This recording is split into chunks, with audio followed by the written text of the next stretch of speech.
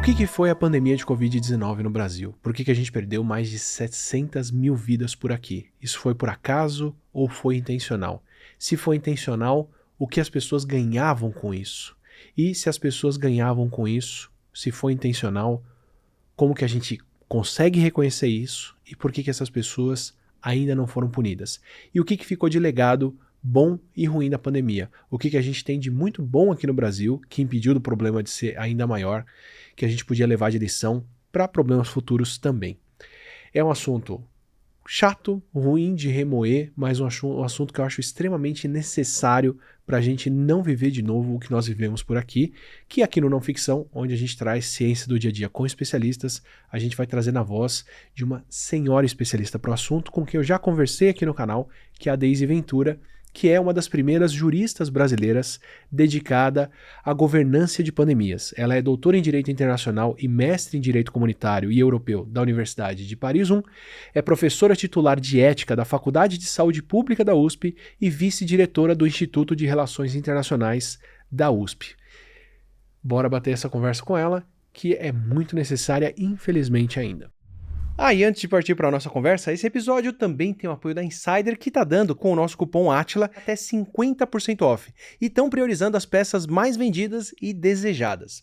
Eu tô de olho nas cores mais novas da Tech T-Shirt Heavy, como essa que eu tô usando aqui, e da Core T-Shirt, que tem caimento que eu gosto mais. Como eu vivo carregando uma criança que sempre me suja, eu adoro como elas não perdem a cor com as lavagens. E se você quiser aproveitar o melhor das promoções, entra no grupo de WhatsApp da Insider. O link tá na descrição do vídeo. Aí você aproveita para se vestir bem e apoiar o canal. Boas compras. Deise, antes de tudo, um prazer te rever, né? Te ver pessoalmente agora, a gente poder estar numa sala, juntos, compartilhando o mesmo ar, vacinados, né? Saudáveis. Que maravilha. Né? Que vida é essa? Para começar a conversa com você, o bate-bola, eu acho que, bom, primeiro, óbvio que a gente está esquecendo pouco a pouco o que foi a pandemia, em parte porque é um trauma, em parte porque ninguém quer lembrar o que é aquilo. Eu vejo isso quando encontro pessoas que me ouviram bastante durante a pandemia e elas vêm, né, contar o que a família passou, o que foi, o que é. É uma memória muito carregada. Eu sei que se der uma chamada do Plantão da Globo e eu entrar em seguida, vai ter gente que vai ter ataque de pânico ali no mesmo momento, só de me ver num contexto desse. Então, sim, a gente carrega isso, mas acho que institucionalmente, eu acho que politicamente a gente também está esquecendo que foi a pandemia. Eu fico muito feliz de ver uma série de problemas que aconteceram ao longo desses anos sendo revelados, ver gente sendo punida, ou pelo menos pela primeira vez julgada pelo que fez, ver militares na justiça por conta de tentativa de golpe, de assassinato de presidente, vice-presidente, ministro e outras coisas.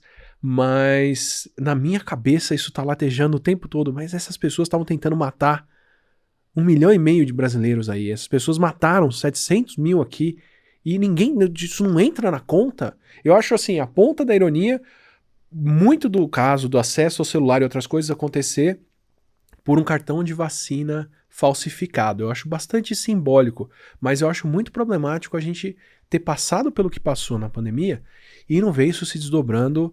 Eu não vi ninguém ser punido, eu só vi gente sendo eleita por promover terapia falsa e falar para as pessoas saírem na rua e morrerem. Então eu queria ver isso andar um pouco.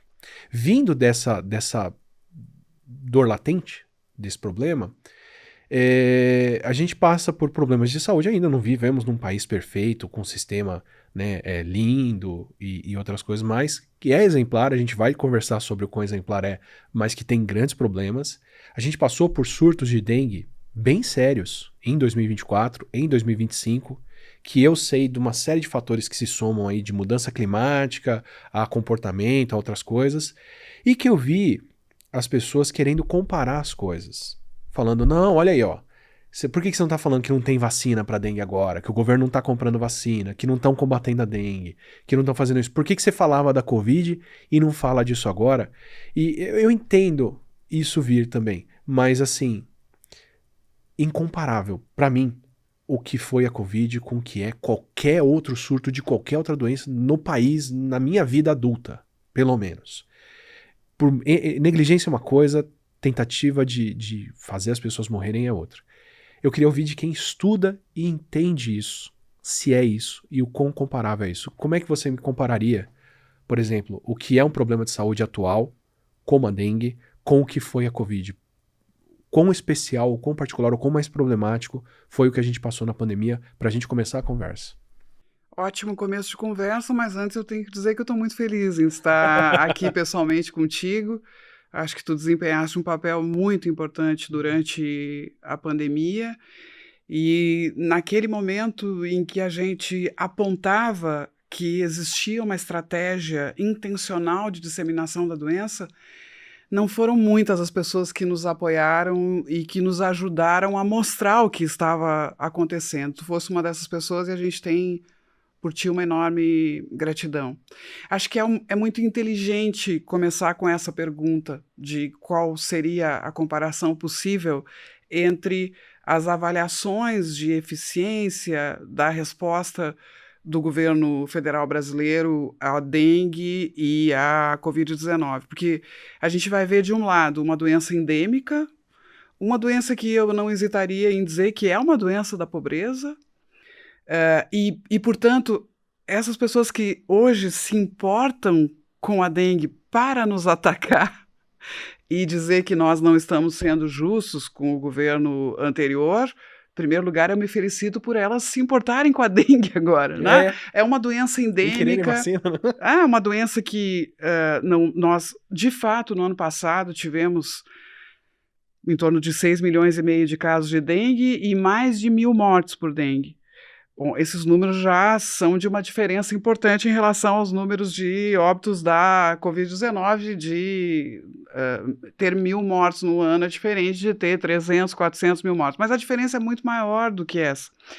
Quando eu olho a resposta à dengue, eu estou falando do quê? Eu estou falando de coleta de lixo, eu estou falando de água encanada, estou falando de política de saneamento básico de uma forma geral. De muitas políticas que são municipais. Exatamente, municipais ou estaduais. Eu estou falando de uma larga experiência que o Brasil tem em controle de vetor, às vezes perdendo, às vezes ganhando, mas não existe nenhuma novidade nisso. São políticas permanentes de combate a arboviroses que existem. E aí, arboviroses, dengue, chikungunya, zika e exatamente. Afins. Então, a gente tem aí um cenário muito diferente de uma doença infecto-contagiosa, uma doença respiratória. Nós estamos, quando falamos de dengue, falamos de doença transmitida por vetor. Então, é impossível comparar a resposta a essas doenças em razão de todos esses fatores. Ainda assim, fica evidente que o governo federal declarou uma emergência, fez plano de resposta, desenvolveu campanhas, continua desenvolvendo campanhas. Não fizeram campanha para ninguém criar mosquito em casa. Exatamente. Então fica evidente, alguém pode, de fato, as pessoas são livres para fazer críticas, mas é absolutamente impossível encontrar alguma intencionalidade de espalhar. A dengue, inclusive, não precisa, né? Ela está bastante espalhada, e ela está bastante espalhada não apenas no Brasil, eu acho que isso é muito importante ressaltar. Uma outra questão muito vinculada à dengue é a mudança climática. A gente tem alguma chance das temperaturas baixarem ou diminuírem os eventos climáticos extremos, ou a gente tem menos inundações, se a gente vai olhar a ciência, a gente não tem nenhuma. Então, dengue é algo que envolve elementos estruturais importantes, inclusive políticas em relação às mudanças climáticas. O tipo de emergência, mesmo que a gente tenha um grande número de casos num determinado momento, como aconteceu no Brasil ano passado, e aconteceu em outros momentos também da história epidemiológica brasileira, isso é muito diferente de uma pandemia, em que a gente vê uma propagação que depende do contato entre as pessoas, que depende também do contato com objetos, que tem uma agudização brusca de um vírus que naquele momento a gente não conhecia. A gente podia saber, a comunidade científica imaginava que talvez a próxima pandemia fosse de um coronavírus, não sabia exatamente onde, quando e qual. Isso é completamente diferente do nosso convívio com a Aedes aegypti, que existe há tanto tempo, e o fato de que é muito difícil eu adotar medidas, além de fazer campanhas de informação, etc., Essas medidas relativas à mudança climática, à coleta de lixo, a saneamento básico, tudo isso tem uma dimensão e uma temporalidade diferente do que é a gente recomendar que as pessoas usem máscara, a gente comprar rápido uma vacina, encorajar as pessoas à vacinação, da gente preservar a informação de qualidade através dos veículos oficiais. Então é muito difícil, se não impossível, estabelecer uma comparação direta. Agora, não há nenhuma dúvida de que inexiste na gestão atual do governo federal qualquer intenção e, sobretudo, não existe um encorajamento. As pessoas não são encorajadas a se infectar, né? Como tu disseste, a criar o mosquito. O governo não está distribuindo notícias falsas a respeito. Ao contrário, faz uma campanha que tenta motivar as pessoas naquilo que está ao seu alcance, a controlarem o vetor. Agora, evidente que a gente gostaria de ter outra composição do Congresso Nacional, outra percepção das elites brasileiras que entendesse os determinantes sociais, econômicos e políticos da saúde e que fizesse com que a gente tomasse vergonha na cara e deixasse de ter essas doenças que afligem a população brasileira em razão desses elementos estruturais que a gente conhece, né? Seria maravilhoso se a gente tivesse elites que dissessem chega de doenças que a gente chama de doenças negligenciadas. O Paulo Busto sempre diz são pessoas negligenciadas, não doenças negligenciadas. Então, seria maravilhoso se a gente resolvesse isso de uma vez por todas, e a gente poderia resolver. Inclusive, uma crítica minha, a maneira como isso é conduzido às vezes, é muito bom ter uma vacina contra a dengue, acho ótimo, todo mundo que puder tomar. Tô de olho no meu filho para quando chegar na idade certa, para poder tomar vacina, tomar também, mas curar a dengue na base da vacina, se for possível, tomara que seja, e não eliminar o mosquito, é simplesmente abrir o espaço no mosquito para outros vírus que não são tão competentes quanto a dengue circularem mais agora que o mosquito está vago. Então, chikungunya, zika e uma lista de 40 ou 50 outras arboviroses que certamente vão aproveitar esse espaço aberto se só a vacina for uma política de conter a dengue, né? Com certeza. Obviamente, a gente precisa felicitar avanços como é o avanço do Instituto Butantan, que vai, se a vacina for aprovada pela Anvisa, vai nos oferecer uma vacina melhor, em dose única, superior em diversos aspectos a outras vacinas que existem, que a gente espera que esteja disponível no ano que vem. Concordo contigo, é um avanço importante. Outras formas de controle da própria população de mosquito, tudo isso é válido. Agora, as razões estruturais, quer dizer, a gente vai continuar com um número tão importante de pessoas sem água encanada, a gente vai continuar com pessoas vivendo no meio do lixo. Não é só dengue, são outras doenças também, né? Então, agora, seria absolutamente insano esperar que no espaço do mandato de um governo, ou de menos ainda, de um ano, período de um surto, né? A gente conseguisse resolver essas questões. Agora, a crítica ao desempenho dos governos, bom, obviamente as pessoas, nós estando numa democracia, que é outro valor muito ameaçado nesse momento, mas nós estando numa democracia, claro que as pessoas são livres para fazer críticas e sempre a gente poderia esperar um desempenho melhor aqui e acolá, mas não há absolutamente nenhuma medida de comparação também nesse aspecto da intencionalidade. Se conter a Covid fosse questão de mudar o sistema de ventilação dos prédios, de mudar o sistema de transporte na região norte para as pessoas não dividirem mais o mesmo barco, medidas estruturais desse tipo, ok, dá para você entender por que um governo não consegue fazer isso. Agora, uma coisa simples e direta, como o uso de máscara e incentivar a vacinação, comprar a vacina, para começo de conversa, é outro esquema, né? Com certeza. A gente fez, Átila, um estudo bastante extenso acompanhando o Diário Oficial da União durante toda a pandemia de Covid-19. Quando a gente começou esse estudo, a nossa intenção não era essa, né? Quando a gente começou esse estudo, quando foi declarada a emergência de saúde pública de importância internacional, antes mesmo que a pandemia fosse reconhecida, a nossa preocupação era que governos conservadores se utilizassem de um regime jurídico excepcional que é necessário quando a gente está diante de uma crise sanitária imponente, é necessário adotar medidas restritivas. E o nosso temor é de que se aproveitassem dessas medidas restritivas para o fechamento do regime e o ataque às garantias democráticas. Então a gente começou a estudar o caso brasileiro a partir daí. Por exemplo, vamos suspender as eleições municipais porque não dá para ter eleições seguras em questões de saúde, então todos os prefeitos agora continuam como estão. Ótimo, vamos fechar o Congresso Nacional, vamos fechar o Poder Judiciário, porque, como é uma questão urgente e muito rápida, o governo não precisa ouvir ninguém para tomar suas decisões. Então, era esse tipo de temor que nós tínhamos no início. E aí, à medida em que a gente foi vendo os atos normativos do Poder Executivo, que iam desde medidas provisórias até portarias, instruções normativas. Vetos a projeto de lei, né? A gente foi observando todo esse comportamento jurídico ao longo dos meses.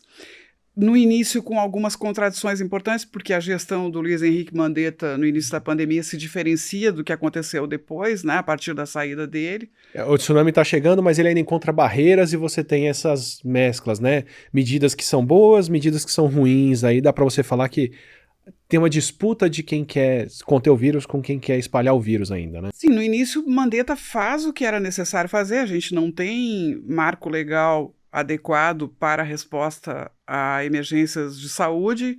A gente não tinha, por exemplo, uma norma que definisse o que é o isolamento, o que é a quarentena, em que condições eles podem ser determinados pelas autoridades se forem necessárias, e uma série de outras normas. Felizmente nunca precisamos disso. E aí o Mandetta manda para o Congresso Nacional, ainda nos últimos dias de janeiro, muito em razão da necessidade de repatriar os brasileiros que estavam em Wuhan. Ele manda esse projeto de lei para o Congresso Nacional. Então, bom, temos uma lei de resposta à Covid-19. E, curiosamente, uma figura que foi importante no parlamento, na época na oposição, é hoje nosso ministro da Saúde, que é Alexandre Padilha, que discutiu esse projeto de lei. Ele tramitou muito rapidamente e o Brasil teve uma lei, tu vais lembrar, o Mandetta e o seu staff faziam conferências de imprensa diárias, tentavam transmitir informação. Então, a gente teve um começo que foi um começo auspicioso. E isso foi se modificando ao longo das semanas, ao mesmo tempo em que o número de casos crescia, né, e inclusive o número de óbitos crescia. Minha postura particular foi exatamente essa. Assim, eu não tinha contato com o Ministério da Saúde, ou que era, acompanhava muito pouco disso. Ainda acompanho um pouco isso, mas então não conhecia o ministro, não sabia de onde vinham as medidas. O meu começo foi um começo cético. Ok, vamos ver o que essas pessoas estão propondo, como que elas estão avaliando a situação. Estão reconhecendo os casos, estão reconhecendo onde é o problema, estão propondo medidas para conter isso. Gostaria que fizessem mais, mas estamos indo numa boa direção. Ainda no Roda Viva, lá na TV Cultura, eu estava falando ainda dentro desse espírito de, bom, o Brasil está fazendo o que é necessário. Talvez precise de mais para evitar muitas mortes, mas no caminho que a gente está seguindo é um caminho de um cenário melhor, assim. E dava para ver os casos declinando no começo, ali até maio, abril de 2020. Começam os casos, mas a situação não... E aí depois, bom, vira o que vira. Eu dei uma entrevista para a Globo News, Átila, bem no início da pandemia, em que eu dizia... os jornalistas bastante angustiados, perguntando se o governo estava no caminho certo, e eu respondi: enquanto o Ministério da Saúde coordenar a resposta, a gente pode confiar no governo federal. Tá? E aí, obviamente, eu estava falando daquele Ministério da Saúde que tinha excelentes técnicos, medidas, né? Etc. Depois, não só a coordenação foi retirada do Ministério da Saúde, e isso foi feito formalmente, não é uma opinião minha, foi um conjunto de decretos que transferiu a cadeia de mando da resposta da Covid-19 para a Casa Civil, e não somente isso foi feito, como também o próprio Ministério da Saúde foi aviltado, foi militarizado, teve ministros inapresentáveis, que foram, inclusive... houve uma troca de ministros que todos nós acompanhamos durante a pandemia. Então, a minha resposta acertou nas duas pontas. Não só tiraram da coordenação do Ministério da Saúde a resposta à Covid-19, como também tentaram destruir o próprio Ministério da Saúde, a sua tradição, né? O Brasil tinha uma tradição, Nossa. né, de resposta a... Eu não conhecia, fiz esse exercício. Peguei o pronunciamento do Mandetta, peguei as pessoas que estavam do lado, tinha o crachazinho de todo mundo, fui ver o Lattes, o currículo técnico de cada pessoa. Cada um do lado dele tinha mais artigo publicado do que quase qualquer pessoa que eu conheci e convivi. Falei, caramba, gente boa, bem informada assim ali. Podem não tomar as melhores decisões, que nem sempre, né? As pessoas mais formadas sabem ser políticas, sabem tramitar, tanto que foram, né, chutados de lá, mas excelente, assim, amparo técnico tem. Com Muito certeza. bom. Não, e foram chutados não por falta de conhecimento técnico, ao contrário, né? Aí, no meio das trocas, entra um ministro militar que fala, não sabia o que era o SUS. Assim, se você tiver como fazer numa sketch, num programa humorístico, os maiores extremos exagerados que você puder, eu não saberia colocar uma coisa que vai mais do que currículo acadêmico exemplar que colocaria essa pessoa em qualquer universidade do Brasil, praticamente qualquer uma, para alguém que não sabe como funciona o sistema de saúde. Eu não saberia fazer um contraste maior. E ele estava lá por isso mesmo, né? Mas o fato é que o que a gente ouvia muito naquela época é que as autoridades federais, e principalmente o presidente da República daquela época, não, eles dizem isso para a internet, isso é bobagem. Vocês estão vendo ali as normas chegando ainda dentro desse espírito, né? Então, não, isso aí é porque é o jeito dele, ou ele é palhaço. Algumas pessoas... É cortina de fumaça. Inclusive, exatamente, e algumas pessoas dizendo... não, isso é negligência, ou ele é um ignorante, ou é um palhaço, e independente dele de fato ser uma pessoa muito ignorante, o que a gente via era, bem ao contrário, uma correspondência direta entre esse discurso do tratamento precoce, da incitação ao contágio, de notícias falsas, inclusive veiculadas por meio de perfis oficiais, toda a base de governo agindo num mesmo sentido. Toda a imprensa alinhada, agindo em conjunto ali também. Então a gente constatou que os atos de governo, por exemplo, despachos, decisões administrativas, as normas emitidas pelo Poder Executivo Federal iam na mesma direção desse discurso. Eu te dou um exemplo que é muito pouco comentado. Aliás, essa história não foi contada ainda, né, Átila? Essa história não foi contada. Muitas pessoas importantíssimas nesse processo não foram ouvidas, né? A gente não fez um balanço do que aconteceu.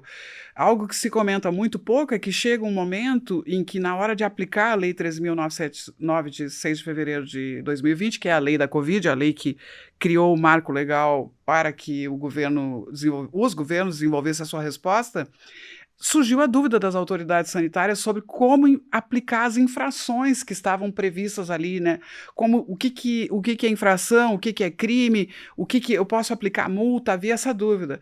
E, na época, o ministro Mandetta na Saúde e o Sérgio Moro na Justiça adotaram uma portaria interministerial esclarecendo essas dúvidas.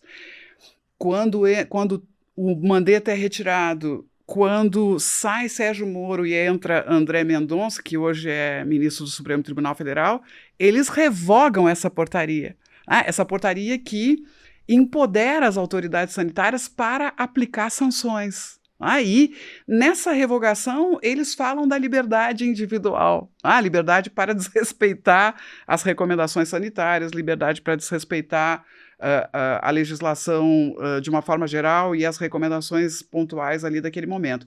Então, a gente vai observando, e a gente vai observando que não é só o presidente da República. São diversos, até o ministro do Turismo, até o presidente do Banco do Brasil, autoridades do Ministério da Economia, que vão lançando projeções absolutamente infundadas de que a pandemia vai terminar em outubro, depois ela vai terminar em fevereiro. Posso fazer uma observação aí? Eu lembro que eu tava lá maluco falando, dá pra morrer muita gente, e a galera gritando, não vão morrer 800, vai morrer menos gente do que morreu na gripe suína, que inteira morreram menos de 900 brasileiros. Aí a gente tá gravando agora em agosto, né? Em agosto de 2021, você vê a primeira notícia do jornal, que é, pela primeira vez, em 2021, o Brasil chega numa média móvel de mortes de menos de 1.000 óbitos por dia. Em 2021, só em agosto, graças à vacinação, a gente chega nesse ponto que a gente conseguiu cair para menos de 1.000 mortes por dia. Enquanto a galera tava falando ali, sabendo dos números, a gente também pode discutir isso, que não ia ter isso na pandemia toda. Assim, só quero lembrar vocês do que a gente viveu um pouquinho.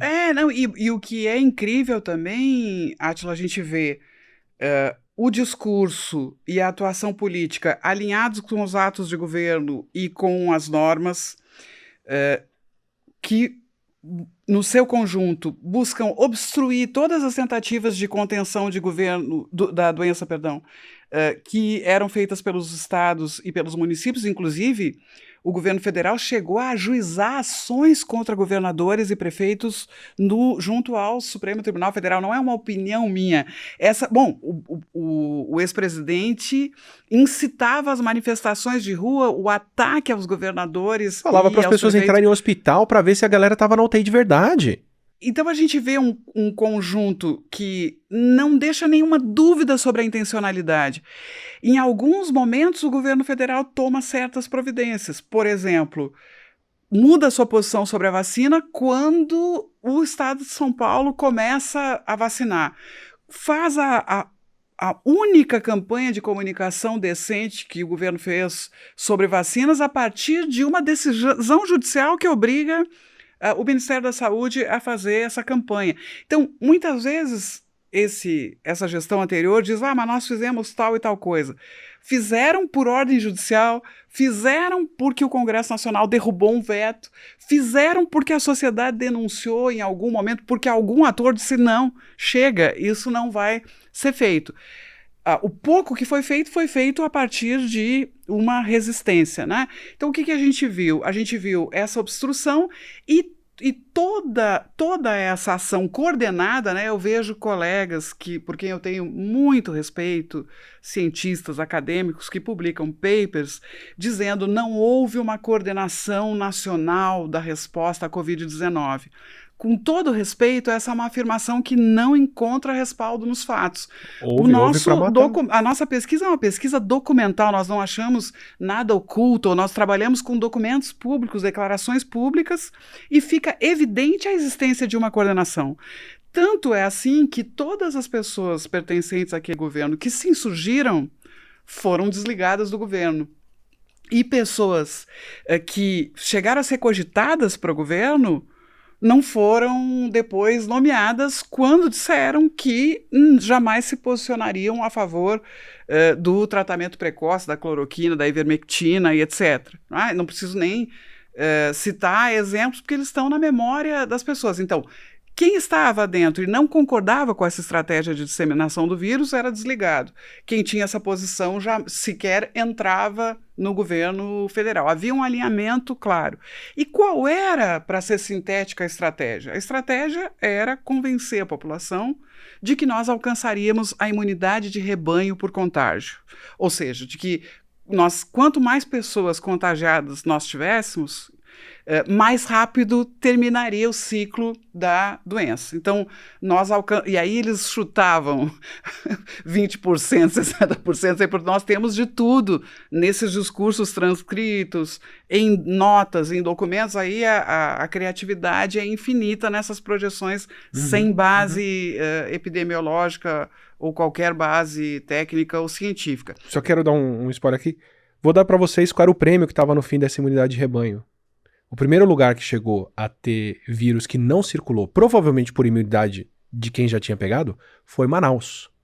O prêmio que eles ganharam de imunidade de rebanho foi uma variante nova que reinfectava quem estava imune de maneira muito mais rápida, porque não estava mais ninguém com máscara, ninguém saindo. Então, o prêmio do fim dessa imunidade de rebanho foi faltar oxigênio no hospital de Manaus. Era isso que era o prêmio que a gente teria se o país tivesse adotado essas medidas. Era Manaus no país inteiro. Imunidade de rebanho por contágio, tu sabes melhor do que ninguém, é algo que, primeiro, é falso cientificamente. As pessoas se reinfectam, né? Quer dizer, não há nenhuma segurança, ainda mais de um vírus que a gente aprendeu a conhecer enquanto ele graçava mundo afora, né? Quer dizer, a gente, ainda mais naquele momento, não tinha o mínimo de responsabilidade, recomendava dizer o contrário. Não vamos correr esse risco. Mas ela é falsa cientificamente e ela é inaceitável eticamente, porque no momento em que eu incito alguém ao contágio dizendo, não, a gente vai superar mais rápido, eu estou aceitando um grande sofrimento de pessoas que vão adoecer e de pessoas que vão morrer. Então é inaceitável sob qualquer perspectiva. Mas eu acho que agora, pena que a gente fala tão pouco sobre esse assunto, porque a Covid longa, ou a síndrome da Covid, ou enfim, os nomes são diferentes, a condição pós-Covid, mas, digamos assim, de uma É um forma misturado geral, de várias coisas aí, né? o legado, né, os efeitos que a Covid-19 produz no organismo de quem contraiu a doença, eles são avassaladores. Nós temos muitos estudos em diversos lugares do Brasil e do mundo. É um grande tema a Covid longa, mas o que a gente tem até o momento é uma média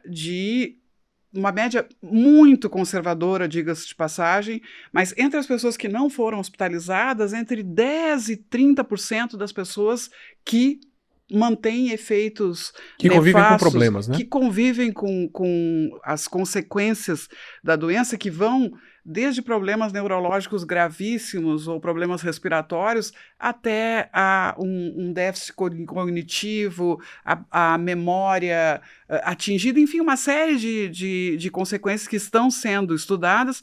Mas se a gente for olhar as pessoas hospitalizadas, isso vai para mais de 50%. Né? E se a gente for olhar as pessoas vacinadas, um índice bem menor de Covid longa. Mas, em qualquer caso, deixar milhões de pessoas contraírem a doença é criminoso, é de uma violência contra os direitos dessa pessoa, a vida, a saúde, para não falar nas pessoas que estão morrendo, não morreram naquele momento, mas ainda vêm a óbito por pendências que ficaram dessa doença contraída na época da pandemia. Então, não fosse por outra razão, o encorajamento à infecção massiva deixou essa herança. Morte, sofrimento, pessoas que estão até hoje sofrendo as consequências da doença, não morreram na época, mas têm muitas limitações que comprometem a sua família, que comprometem a sua renda e que oneram o sistema de saúde. Então, tudo isso eu espero que seja mensurado para que as pessoas jamais tolerem que algum governante ou algum cientista cooptado ideologicamente ou algum profissional de saúde que vendeu a sua alma por questões ideológicas volte a dizer que é bom a gente espalhar uma doença para controlá-la. Ao contrário. Então, aqui a gente via, e nós temos audiências públicas, um dos eventos mais importantes na comprovação dessa tese é uma audiência pública que acontece na Câmara dos Deputados, em que a gente tem todo aquele gabinete paralelo, as referências do negacionismo científico, que repetem, esmiuçam essa tese com argumentos absolutamente falsos. Então, não faltam documentos e, de resto, as principais autoridades jamais negaram o que elas fizeram. Elas continuam defendendo que o tratamento precoce funcionava, elas continuam disseminando notícias falsas sobre a vacina. Né? Qualquer pessoa, agora eu vou fazer um comentário não acadêmico, um comentário bem prosaico, bem pessoal. É comum a gente comentar sobre uma pessoa que morre de um mal súbito e etc., e ter uma resposta de pessoas que vivem nesse ecossistema de desinformação, que dizem, se morreu alguma pessoa jovem, teve um infarto ou alguma coisa, elas dizem, não, isso aí foi a vacina da Covid-19. Então, realmente ainda é impressionante, né, como isso ainda persistiu. Naquela época, a gente estava no auge dessa ideia, e aí precisava, para convencer as pessoas a se infectarem, precisava dizer que existia um tratamento precoce e precisava dizer que a vacina era perigosa ou que ela não funcionava. Por quê, né? As pessoas sempre me perguntam por quê. A ideia ali, essencialmente, era a ideia de não fechar o comércio, de não prejudicar a economia, porque ela era percebida, e isso quem diz, mais uma vez, não sou eu, é o próprio ex-presidente, em diversos discursos que nós transcrevemos, e que ele jamais negou, né? Existe um famoso discurso em que ele diz assim, ninguém vai tirar o presidente da sua cadeira. Eles, né, algo indeterminado, eles estão querendo atacar a nossa economia para tirar o presidente da cadeira. Então, ele interpretava que uma recessão econômica devida a uma contenção do vírus, a um esforço de contenção da pandemia, ameaçaria sua reeleição, né, a partir de uma ideia absolutamente equivocada sobre a economia, porque o que a gente viu nos estudos independentes mais importantes que nós tivemos até agora é que os países que contiveram a doença tiveram uma recuperação econômica muito mais rápida. Então, uma visão absolutamente equivocada sobre economia, claro que pressionada por grupos, por setores que não queriam fechar, e também uma oportunidade ideológica muito importante, né? Uma oportunidade de dizer que o Estado, e isso também não sou eu que estou dizendo, o ex-presidente e diversas autoridades disseram, o Estado não pode cuidar de todo mundo, né? O Estado não é responsável. Sinto muito, mas o Estado não pode cuidar da saúde de todas as pessoas. Os mais fracos são os que perecerão.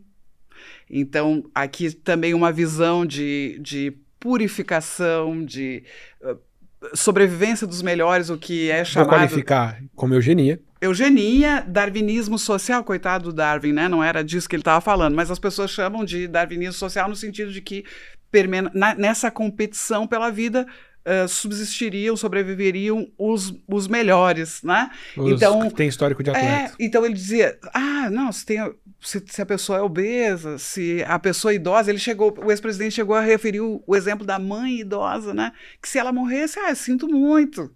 Né? Então, aqui o desprezo pelos idosos, o desprezo pelas pessoas obesas, o desprezo por qualquer pessoa que tivesse diabetes ou etc., são fracos. As pessoas que têm doenças crônicas seriam as pessoas fracas. Então, tem toda uma ideia de não intervenção do Estado, de que de fato sobrevivam os mais fortes. Então, há um caldo ideológico importante e acredito também, Átila, que existe ali um aprendizado político, porque não é à toa que uma das poucas atuações legislativas do ex-presidente foi justamente participar do projeto de lei relativo à fosfoetalonamina.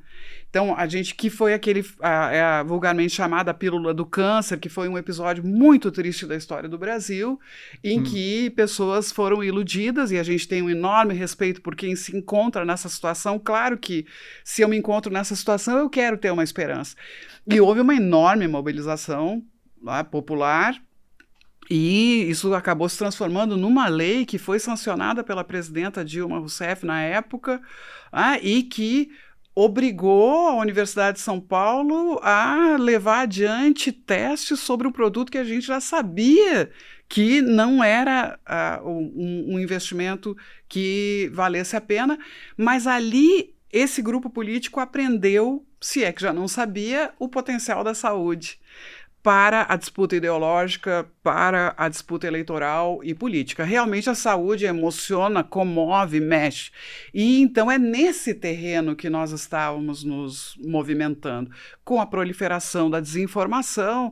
E aqui também eu acho que a gente tem um aspecto muito importante.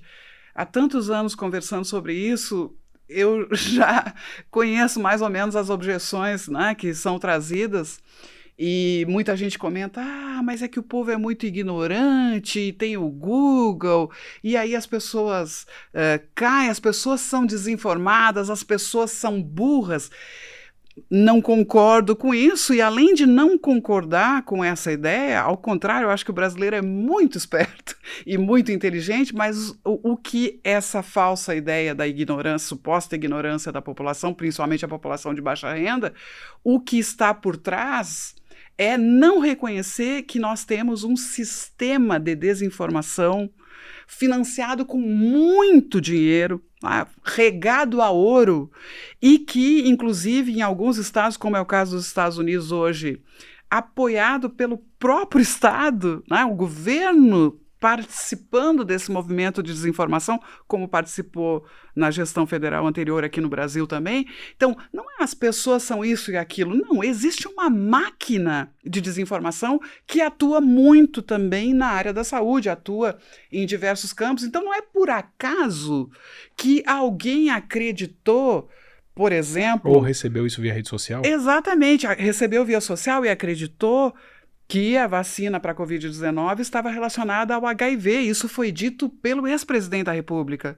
Não foi por uma pessoa da periferia ou por alguém desinformado. Também foi dito por gente de jaleco. Também foi dito por profissionais de saúde. Então, ela não é algo que saiu da ideia dela, que por a falta de acesso à educação formal ela acreditou. Não, isso foi disseminado. E tem muito dinheiro por trás disso. E a gente vê, a cada vez que a gente tenta regular a comunicação, o acesso à informação, a gente vê que tem forças políticas que não toleram a ideia de que a gente fundamente informações sobre saúde em evidências científicas, porque isso simplesmente tiraria dessas forças políticas uma área muito importante de atuação, que é disseminar desinformação como forma de mobilização, como forma de transmissão das suas ideias. Acho que algo terrível, uma das grandes tragédias da saúde pública hoje no mundo inteiro é que todos os estudos que a gente fez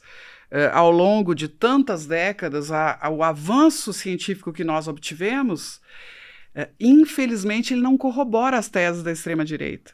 Se a gente vai falar em drogas, se a gente vai falar em direitos sexuais reprodutivos, tantos temas, quando a gente olha a ciência, essas teses conservadoras caem por terra. Isso não funciona. Isso faz mal para a saúde das pessoas. Então, a ciência precisa ser desacreditada e atacada, né? Ainda dentro dessa percepção do quão intencional a coisa foi e de quem participou disso. E um parênteses aqui, né? Essas mesmas pessoas estavam falando que parar a economia ia ser muito prejudicial e que por isso estava tudo bem perder a mãe de Covid, são pessoas que agora estão buscando sanção econômica para o Brasil, lá fora, para se safar, né? Então esse é o peso. 1,5 milhão de vidas, ou sei lá quantas, versus 1 ou 2 soltos por causa disso. É uma visão bastante seletiva, né, do que... Mas eu acho que aí, esse episódio, particularmente das tarifas, dos vistos, é uma lógica de vingança que foi declarada também. É muito curioso esse debate, porque muitas vezes a gente se expressa e as pessoas respondem para a gente como se fosse uma opinião nossa. Não, isso foi dito. O maior agente dessa estratégia de ataque à soberania brasileira, que é um dos filhos do ex-presidente, ele disse isso ao vivo, num programa, né? Ele disse isso. Bom, se der tudo errado, ao menos nós estamos vingados. Então, aí existe uma lógica importante de vingança em que, como tu dizes muito bem, bom, para isso sacrificar a economia brasileira não traz nenhum problema. Mas na época da Covid-19 supostamente estaria. Mas eu acho que é sempre muito importante a gente enfatizar a improcedência desses argumentos. Sim. Não existe imunidade de rebanho por contágio, não existe isso. Estamos aí com pessoas que tiveram Covid 4, 5 vezes. Então, isso não contém a doença, ao contrário, gera a condição pós-Covid que pode ser gravíssima para muita gente. Não existe... Bom, obviamente, claro que se eu fechar o comércio, de imediato há um prejuízo da economia. Isso pode ser compensado com políticas de apoio a setores, com o próprio auxílio emergencial que foi adotado na maior parte dos países do mundo, inclusive no Brasil, inclusive por aquele governo. Então a gente tem muitas formas de minimizar. Obviamente uma pandemia vai trazer impacto econômico, isso é inevitável.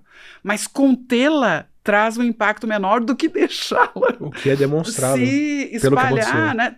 E isso a curto, médio e longo prazo. Então, nós estávamos lidando com argumentos falsos e por isso é tão importante que a gestão pública, em todos os níveis, ela seja sempre baseada em evidências científicas, em conhecimento técnico. Elas precisam ser, porque nós não podemos ficar à mercê de crenças, de ideias que pertencem a um determinado setor, que no caso a extrema-direita, e que não são ideias esposadas pela maioria da população, e ainda que fossem, existe um núcleo inegociável, que é o núcleo do direito à vida e do direito à saúde, que ninguém pode negociar. Eu não posso sequer renunciar ao meu direito, essa ideia da liberdade absoluta, do desígnio absoluto, então eu posso não vacinar meus filhos, eu posso não me vacinar, essa é uma ideia que não pode prosperar de forma alguma. Isso é um núcleo inegociável.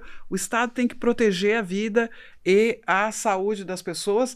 Existe o livre-arbítrio, sem dúvida, mas ele precisa ter limites, senão a nossa convivência social é impossível.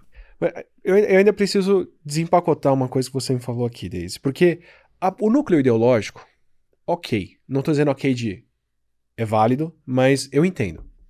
Né? Para quem se refere a negros como pessoas que pesam arrobas, para quem tem, no mínimo, pessoas ao seu redor fazendo símbolo de supremacia branca, fazendo discurso como o ministro de propaganda do Hitler, fazendo... Para quem tem um sistema, um plano de saúde que tem o lema de que só o trabalho liberta, para quem abre uma conversa parafraseando Mussolini, dizendo que somos leões e só leões governam leões, para essa galera, para quem entrou no meu DataSUS e trocou os meus dados por frases antissemitas, que foi o que fizeram com todo o nome da minha família lá dentro, e eu não sou de família judia. Então, para essa galera que valoriza a eugenia já tem um tempo e que promove supremacia branca, não estou dizendo que todos aí no meio, mas curiosamente muitos, eu entendo desprezar. Eu entendo de onde vem esse desprezo pela vida, de quem eles veem como os mais fracos morrendo.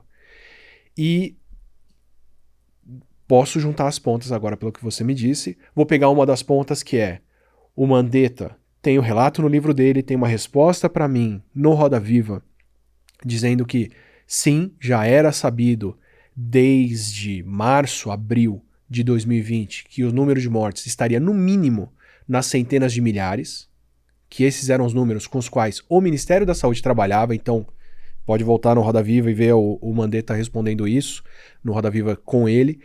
Então, sim, foi dito lá dentro, entre os responsáveis, que esse era um número previsível de óbitos, então trabalharam para conseguir esses óbitos, tá? Chega a coisa ali em abril, maio, os resultados científicos, as evidências apontavam para mais de 1 milhão de óbitos tranquilamente. Não tô falando da minha fala na live não, tá, gente? Tem artigo publicado ano passado dizendo que as vacinas preveniram mais de 1,5 milhão de mortes aqui no Brasil, tá? Então não é o Átila falando isso não, apesar de ter falado isso também. Então, com essa intencionalidade toda, você está me descrevendo uma galera que estava passando leis, passando propostas para conseguir matar mais de 1 milhão de pessoas no Brasil. Então não é negligência, não é acidente, era um plano de trabalho. Então 700 mil foi um número frustrado de mortes. Estavam trabalhando para ser no mínimo o dobro. E quem atrapalhou isso são as vacinas que entram ali em janeiro, porque começa a se vacinar em São Paulo, com uma produção paralela de vacina aqui, e aí alguma coisa tem que ser feita. A galera estava vendo o que estava acontecendo e a opinião popular chegou no ponto de inflexão em que tiveram que finalmente aceitar comprar as vacinas que tinham recusado por 6 meses. Mas aí ainda estou falando do núcleo ideológico, do movimento anti-vacina, da galera que quer mesmo ver esse número de gente morta. O que, ok, de quem defende torturador, fala que a ditadura matou foi pouco e outras coisas, é condizente. Mas você está me descrevendo muito mais gente ao redor, que era uma coisa que eu sempre falei em live. Eu nunca falei, o presidente está fazendo isso ou aquilo. Porque não é uma pessoa sozinha que move um negócio. Você tem que ter órgãos legais, órgãos de saúde, conselho de medicina. Você tem que ter Deus e o mundo abraçando a ideia aí para mover uma máquina nessa direção de moer tanta gente. E você tá me dando isso. Tem projeto de lei vindo do Ministério do Turismo, tem coisa vindo do Ministério da Justiça, do Ministério da Cidadania, disso, daquilo. Eu quero destrinchar um pouquinho esses outros agentes que estão embarcando nessa ideia e estão defendendo isso. Eu lembro de algumas pontas que, por exemplo, ajudam a entender o que estava acontecendo. Por exemplo, eu lembro de em agosto a novembro de 2020, quando começam a sair os primeiros resultados de vacinas sendo eficazes lá fora, uma conversa de quem já foi ministro da Saúde do Brasil, inclusive, de deputados, de senadores, falando: olha, o sistema público não vai dar conta de distribuir vacina, a gente tem que ter vacina privada, a gente vai ter que ter um convênio com as empresas, com a indústria, que vão bancar metade das vacinas e elas vão chegar para metade do preço para os seus funcionários. Tem reportagem deles dando entrevista falando: vai custar uns R$400 a dose e o sistema privado vai dar conta de ser mais ágil e distribuir vacina. Então só nessa aí, por uma vacina que depois, via CPI, a gente viu que estava sendo oferecida para o governo a menos de $10 a dose, que dava R$50. Então só nessa já tinha toda uma galera que já trabalhou com saúde, que tem empresas de saúde em nome deles, que já foi pega em esquema de corrupção de saúde, defendendo que o sistema público não daria conta de distribuir vacina e que ela teria que ser vendida dentro do sistema privado a 10 vezes o que ela custava. Então a margem de lucro aí. Então isso aí eu vejo uma causa plausível para essas pessoas. 10 milhões de pessoas tomando vacina, que fosse 5% dos brasileiros ou 20 milhões de pessoas tomando vacina, 50 milhões de doses, 50 milhões vezes R$350. Essa é a margem de lucro que estavam mirando aí, dezenas de bilhões de reais para se fazer, adiando vacina para entrar aqui. Então, pega um doido anti-vacina que vai ficar defendendo isso porque quer ver gente morrer, mas o que você consegue com isso é botar uma vacina no mercado privado num preço desse.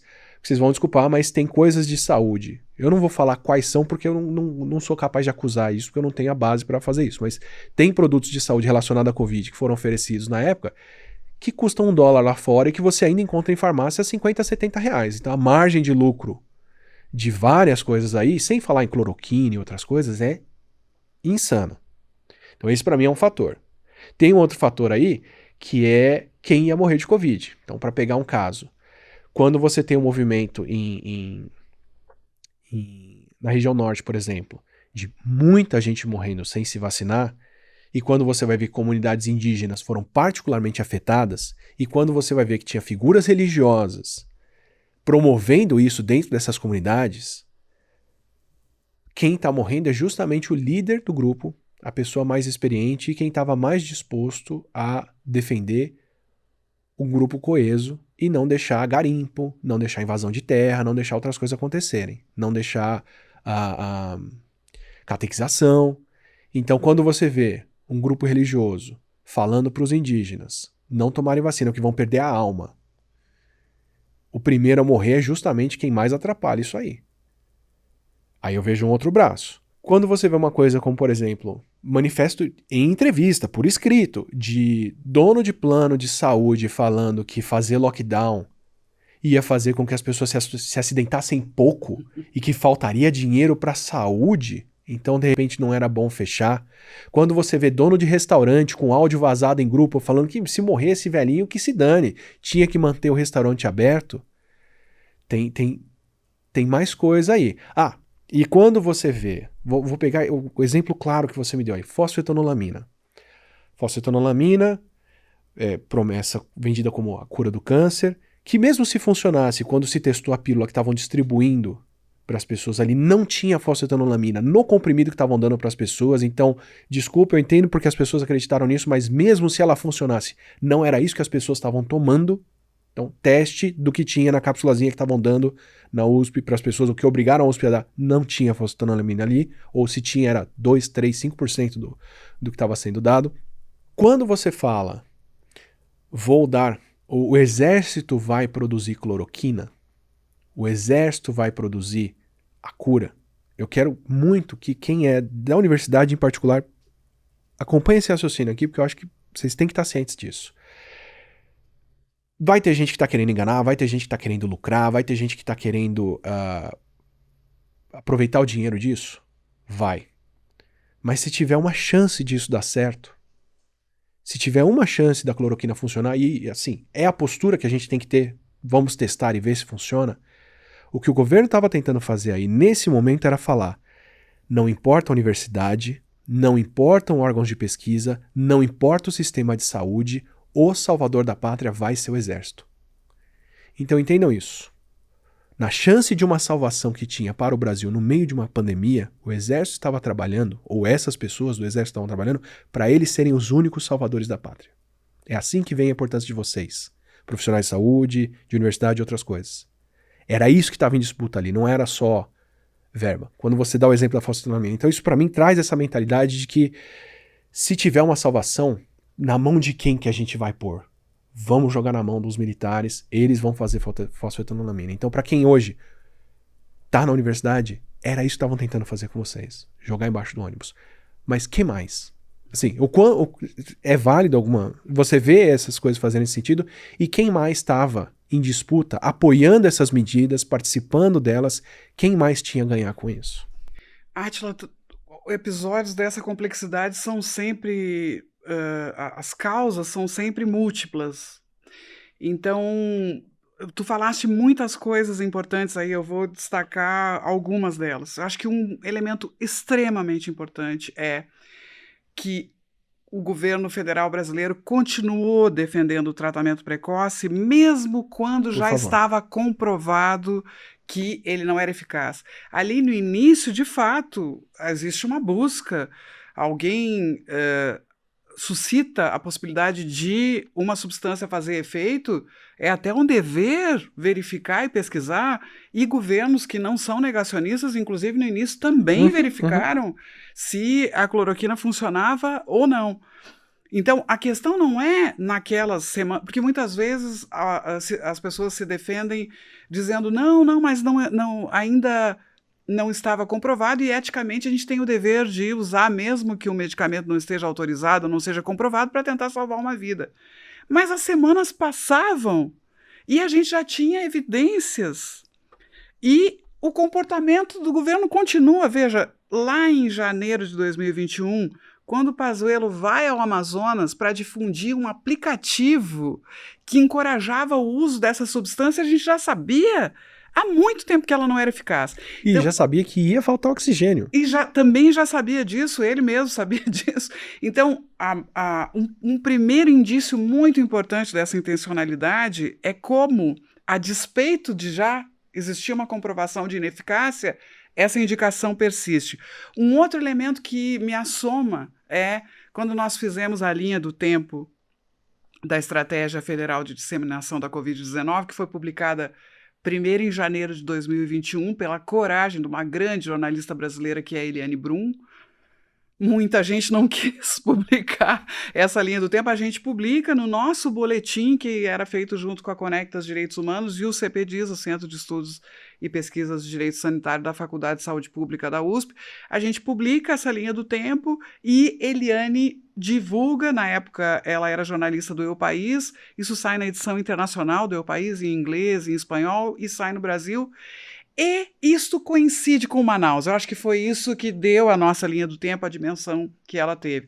Depois, no livro que o senador Humberto Costa e o senador Randolfo Rodrigues publicaram sobre a Covid-19, eles apontam o nosso estudo como uma inspiração para a CPI, a Comissão Parlamentar de Inquérito da Covid-19. E o que nós fizemos, essencialmente? Nós colocamos em perspectiva informação pública. Né? Quer dizer, isso estava sendo percebido pelas pessoas de maneira fragmentada, e o que a gente fez foi colocar isso em ordem cronológica. Normas, atos de governo e discursos. E a gente ali encontrou uma categoria que é muito importante, que deveria ser muito mais pesquisada, que é a propaganda contra a saúde pública. O que a gente via ali não eram declarações avulsas.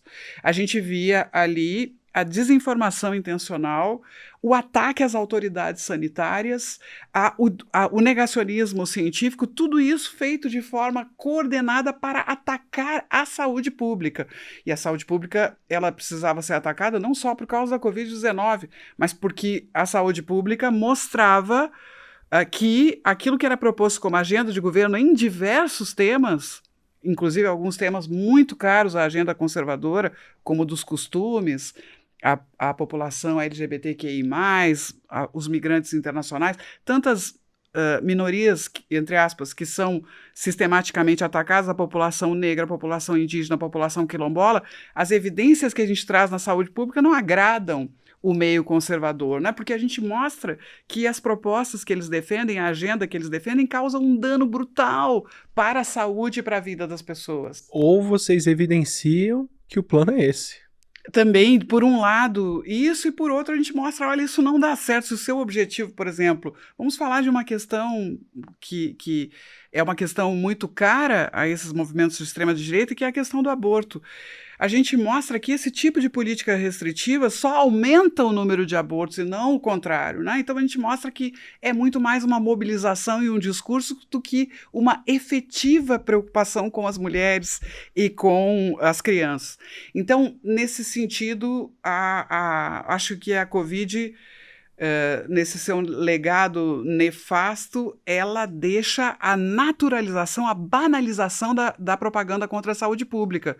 As pessoas hoje, sem complexo nenhum, disseminam notícias falsas, atacam as autoridades sanitárias, e isso vai nos custar muito caro, porque o descrédito das autoridades sanitárias, o descrédito dos cientistas, dos sanitaristas, na hora que a gente precisar realmente tentar incidir, convencer as pessoas a terem uma outra atitude, um comportamento, elas já não acreditarão mais em nós, nem quando isso for interesse dessa extrema-direita ou de quem quer que seja, porque confiança não é algo que se conquista rápida e facilmente, mas se perde muito rápido. E as pessoas hoje estão confusas.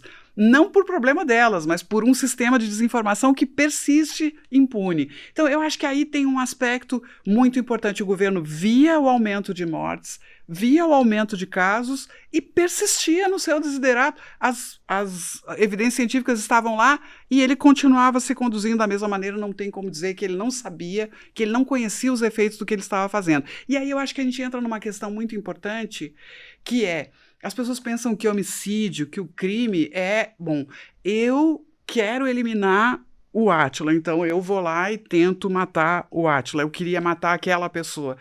A gente nunca disse que o governo federal queria matar o fulano com o CPF e tal, exatamente. Até queria, mas era plano fechado. Mas eu digo que não, essa estratégia, ela não visava necessariamente o CPF tal ou etc.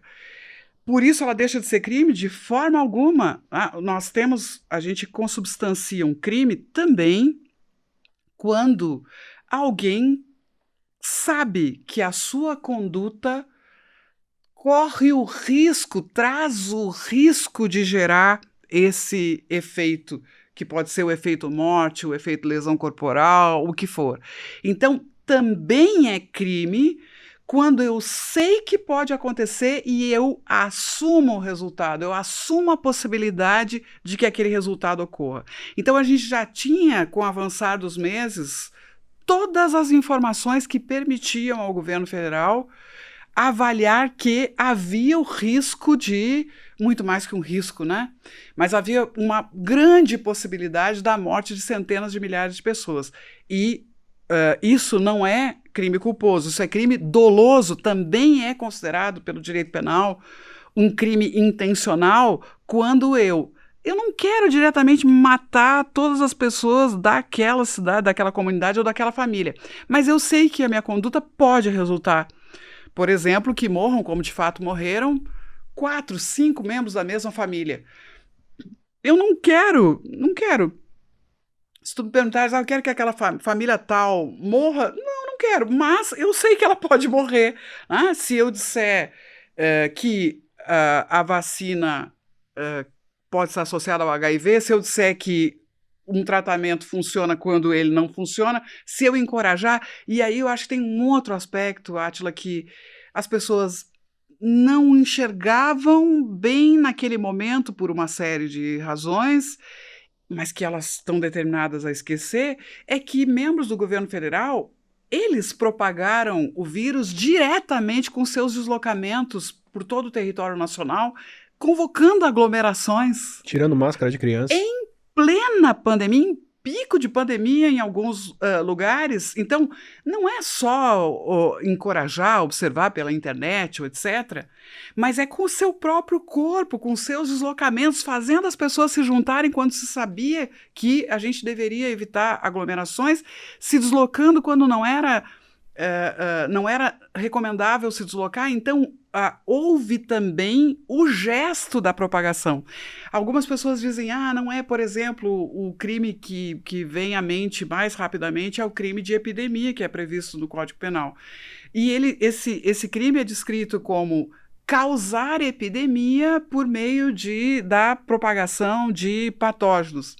Eu vi muitos colegas, inclusive alguns com as melhores intenções e com uma excelente formação, mas que não se deram ao trabalho de estudar um pouquinho de saúde pública, um pouquinho de epidemiologia, dizer, não, se é causar epidemia, a epidemia já existia. Então, se eu não introduzi a doença naquele território, então eu não pratiquei crime de epidemia. Causar é dar origem. E o governo federal não deu origem à epidemia. Não foi ele que introduziu o patógeno no território nacional. Aí sim, nós estamos falando de ignorância. Porque nós sabemos que a gente não pode confundir um caso de uma doença ou a doença em si, e a gente vê no texto desses colegas que eles toda hora confundem, usam como se fossem sinônimos doença e epidemia. Uma coisa é a doença, uma coisa é um caso da doença, a outra coisa é um surto da doença. E a outra coisa é quando esse surto se transforma em epidemia. Então, não é porque numa determinada localidade existia um caso ou existia um surto que necessariamente ali existiria uma epidemia.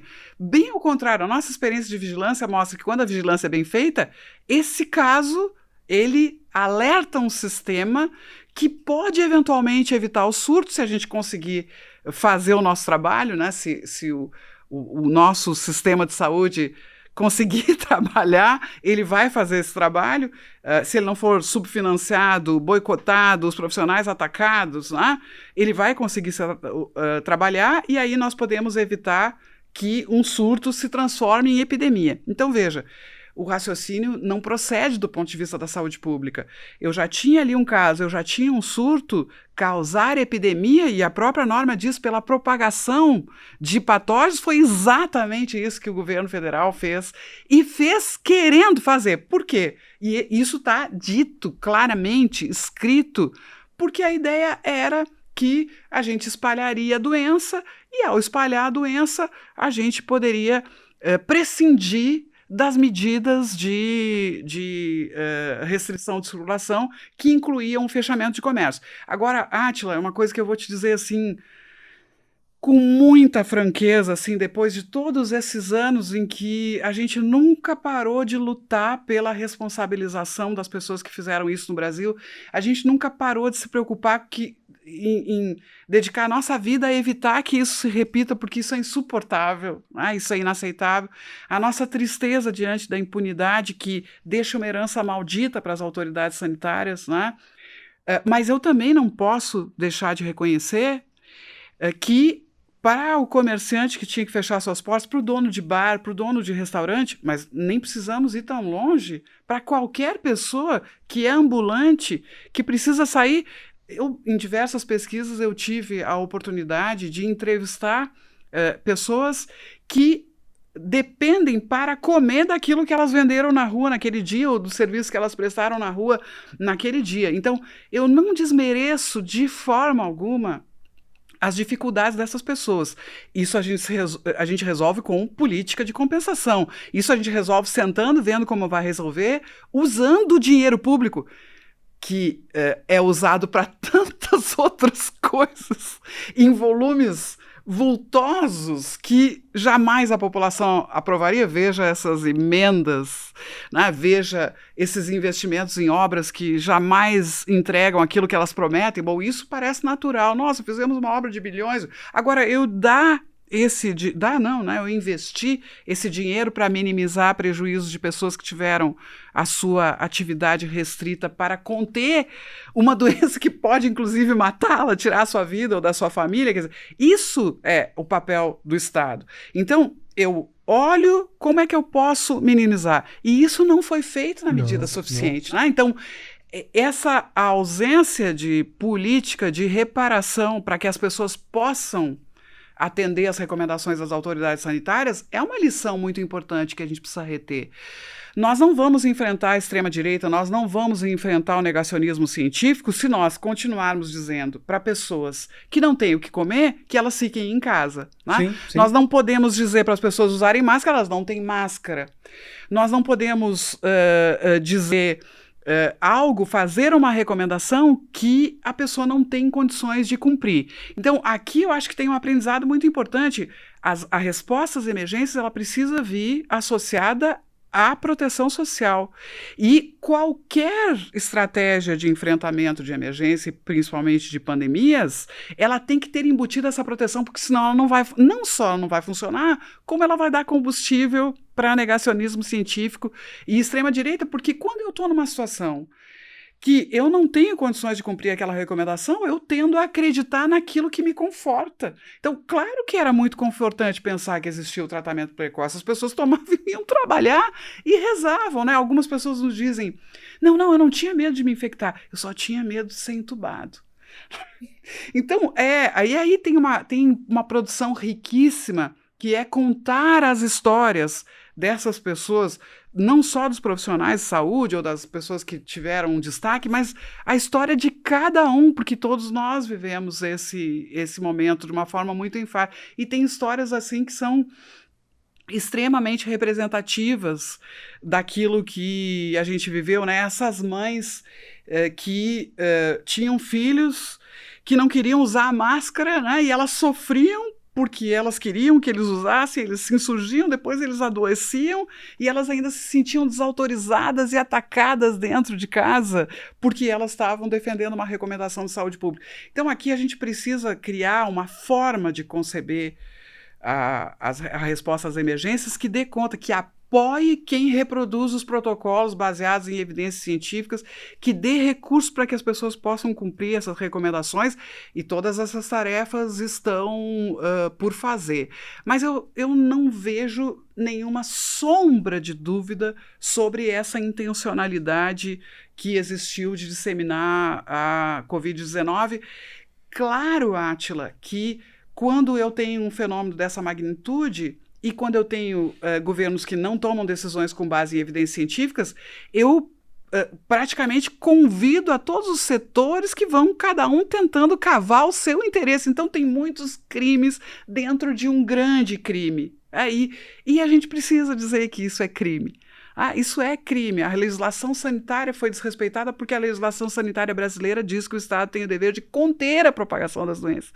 Isso está... Começa aí, né? Isso está na nossa lei. Então, não só é um crime aqui pelo olhar do direito penal, mas também a legislação sanitária dizia o que essas autoridades deveriam fazer e elas agiram contra a legem, elas agiram contra a lei. Então, aqui a gente tem muita coisa e tem muita gente envolvida.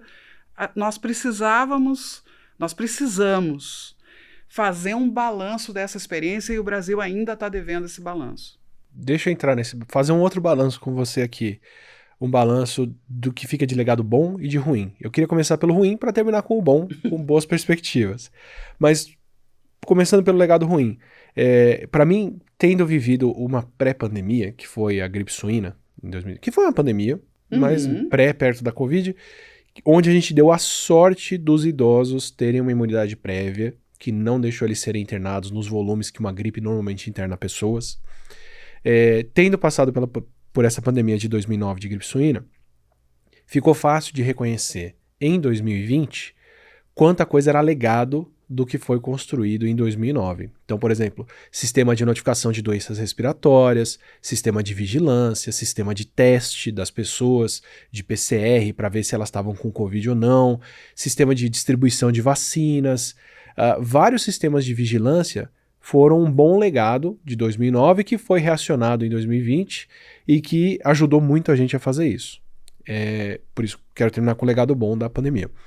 Mas é fácil também agora extrapolar que o que foi feito de ruim e não foi punido, não teve consequência, é super fácil de ser reativado de novo numa próxima pandemia. E como eu disse, eu não vi pessoas punidas por terem tentado matar tanta gente com Covid. Eu vi pessoas eleitas por terem feito isso. Senadores, deputados, governadores, prefeitos e por aí vai. Então, em vários níveis. Eu nem para não se estender tanto no que não foi punido, que a gente tem discutido tanto, qual a chance da gente ver isso punido? O que a gente precisaria ter? O que a gente teria que ter para não perpetuar esse legado? Se você não vê chance dessas pessoas serem investigadas, ou que precisaria para elas serem investigadas, para ter uma CPI, para ter uma coisa, que tipo de norma, lei ou instituição que a gente teria que criar para numa próxima pandemia isso não acontecer de novo? O que a gente teria que construir ou destruir para não repetir a parte ruim antes da gente entrar na parte boa? Acho muito importante a gente esclarecer que, por mais que a gente possa melhorar o nosso ordenamento jurídico, sempre podemos aperfeiçoar aquilo que já existe, as nossas instituições principalmente, mas dentro do atual quadro legal, nós já temos elementos suficientes para a responsabilização dessas pessoas. A CPI da Covid-19 concluiu pelo indiciamento de dezenas de pessoas por diversos crimes. O relatório que foi feito, ele conta a nossa linha do tempo, que traz os documentos que evidenciam a existência de uma estratégia, é um anexo do relatório final da CPI, mas existe ali um parecer de criminalistas, que é um parecer de excelente qualidade técnica, liderado pelo professor Miguel Reale Júnior, que interpretou essas conclusões da CPI e apontou o cometimento de uma série de crimes. O que falta aí? É a apuração, o processamento desses crimes. Então eu diria, de forma teatral, né, existe a célebre peça Esperando Godot, e nós estamos esperando Gonet. Quando houve a troca do Procurador-Geral da República, isso chegou a ser comentado, anunciado publicamente, que ele tomaria providências em relação aos, digamos assim, de forma genérica, os crimes da Covid-19. Mas isso até o momento não aconteceu. No ano passado, o Conselho Nacional de Direitos Humanos, em conjunto com o Conselho Nacional de Saúde, apresentaram uma representação criminal à Procuradoria-Geral da República, apontando, resgatando não só o acervo da CPI, mas trazendo novas evidências e novas provas e reivindicando essa investigação. Até agora, nenhuma resposta. Então, aqui nós temos algo gravíssimo, porque quando nós falamos de autoridades com prerrogativa de foro junto ao Supremo Tribunal Federal, por diversas razões, são pessoas que só podem ser processadas criminalmente junto ao Supremo Tribunal Federal. Mas essa iniciativa é exclusiva da Procuradoria-Geral da República, que a gente entendeu bem qual era o papel da Procuradoria-Geral da República durante a pandemia, mas havendo uma mudança, por que não houve? É uma pergunta para a qual eu não tenho a resposta.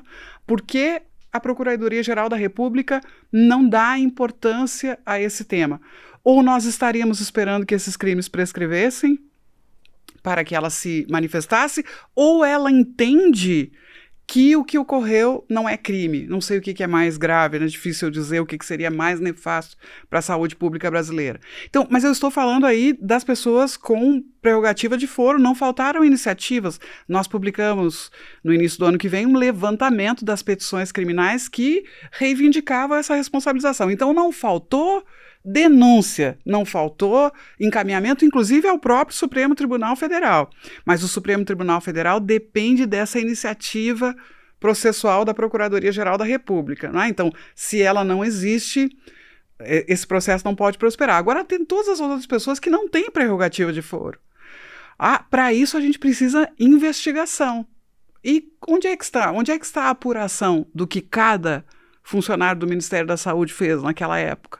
Do que cada autoridade que se somou a essa estratégia de disseminação, as posições foram diferentes a depender do estado, a depender do município. Inclusive, nós tivemos casos de pessoas de políticos que no discurso reproduziam o discurso do governo federal, mas na prática controlavam a doença, que viviam uma contradição, né? Eu adoro o exemplo de Santa Catarina, que em um determinado momento um jornalista perguntou, se não me equivoco, ao governador qual é o horário do toque de recolher. A resposta, não, aqui não tem toque de recolher. Aqui só não pode circular entre meia-noite. Mas não podia fazer o discurso, né? Porque aconteceram situações patéticas de uma contradição brutal, uma ausência de consistência de decisões de governo. Então, a gente tem aqui uma necessidade de investigar e de buscar a responsabilização de cada ator que não cumpriu o seu dever legal. O que aconteceu, por exemplo, com quem fez teste clínico, que é a experimentação em humanos de macerar a cloroquina e dar para inalação para grávida que morre de problema respiratório. Ou fazer um teste de droga onde quem não estava tomando a terapia sendo testada morreu mais do que quem estava tomando. E muito mais do que o esperado, para pegar alguns casos pontuais. E veja, Átila, isso vai sendo esquecido, não é? Isso vai sendo esquecido por mecanismos naturais de defesa da psique humana. Então, por um lado, pessoas não querem lembrar para não sofrer, outras operam sistematicamente numa ação política e institucional para que isso seja esquecido. E aí, isso a gente chama em direito de garantia de não repetição. No meu entendimento, manter a memória da Covid-19, buscar justiça, responsabilizar esses atores é uma garantia de que não volte a acontecer, porque se a gente esquece, pode ser muito confortável, eu não vou negar o sofrimento que tem me causado, além de todo o meu trabalho, que é o meu trabalho ordinário na universidade, todas as atividades que a gente tem, manter ao lado essa luta, continuar falando, isso causa um enorme sofrimento, não vou negar, mas é um sofrimento necessário para que nós não estejamos na mesma situação. E eu te digo mais, um novo episódio, se a gente tivesse uma nova pandemia amanhã, mesmo que nós não tenhamos um governo negacionista, e tenho certeza que o atual governo não agiria, já manifestou claramente, muitas vezes, o Lula abordou esse tema no seu discurso de posse, ele abordou a questão da Covid-19, então não tenho nenhuma dúvida de que esse governo não espalharia a doença, mas nós temos... Como nenhum outro governo no mundo fez na época. Exatamente, mas eu não poderia dizer o mesmo de certos governadores e de certos prefeitos. Nós temos hoje vivo um questionamento, inclusive, da obrigatoriedade da vacinação infantil. E essa questão também foi ao Supremo Tribunal Federal, e veja, não pode tudo desaguar no Supremo Tribunal Federal, nós não podemos esperar e dizer, não, o Supremo Tribunal Federal não vai deixar, somos nós que temos que evitar que isso até chegue ao Supremo Tribunal Federal, é a sociedade brasileira que tem que dizer, chega, determinadas coisas, se as pessoas querem tolerar, tolere, mas quando a gente está falando de saúde pública, isso é intolerável, isso tem que ser um pacto entre todas as forças políticas, de que ninguém vai mexer com isso, né? Tem um outro ponto, Átila, me desculpe retornar, mas teve um momento que tu falaste do SUS e eu não quis te interromper. Era extraordinário acompanhar as expectativas internacionais sobre a capacidade de resposta do Brasil e as expectativas nacionais. Sim. Então, o mundo inteiro, em todos os rankings, nós éramos cotados como, principalmente dos países considerados em desenvolvimento, nós éramos considerados os mais preparados. Então, e fomos, desculpa, 700 mil óbitos é pouco para o que se trabalhou, para o que se tentou fazer aqui. Exatamente. E por que não foi mais, né?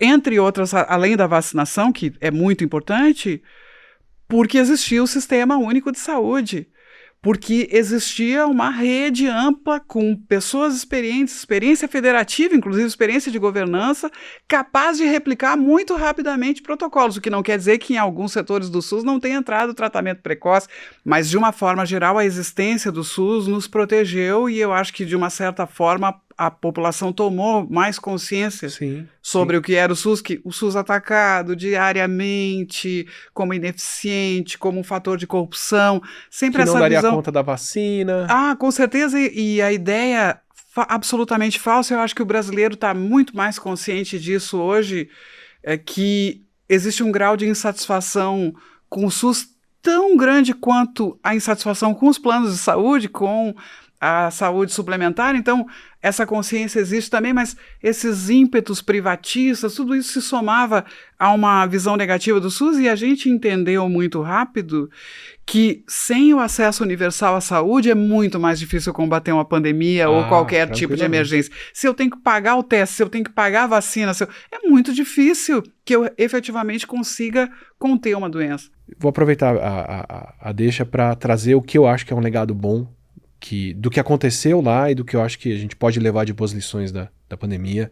E eu te peço para complementar e criticar, inclusive. Além do sistema de ensino público e outras coisas, algo que para mim foi bastante surpreendente aprender na pandemia, a importância da gente ter um sistema bancário com bancos públicos, com uma cultura das pessoas terem conta, que foi o que viabilizou em grande medida, você ter um auxílio emergencial e as pessoas poderem ficar em casa, quem podia, né, para contrastar com o país próximo, porque o Peru fez a mesma coisa, fechou muito mais do que o Brasil, inclusive, muito mais cedo, fez um lockdown completo, mas para as pessoas receberem o auxílio do governo lá, elas tinham que ir presencialmente até uma agência X lá, não sei se do banco, ou lotérica, ou do governo, pegar o dinheiro em mãos e pagar com as notas, com o dinheiro em mãos, no comércio. Então, tinha um lockdown e estava todo mundo em casa, mas para poder receber o dinheiro, todo mundo tinha que sair, todo mundo se encontrou. Morreu gente pra caramba de Covid lá, muito mais do que o Brasil num primeiro período, porque não era viável fazer um fechamento com a falta de infraestrutura deles.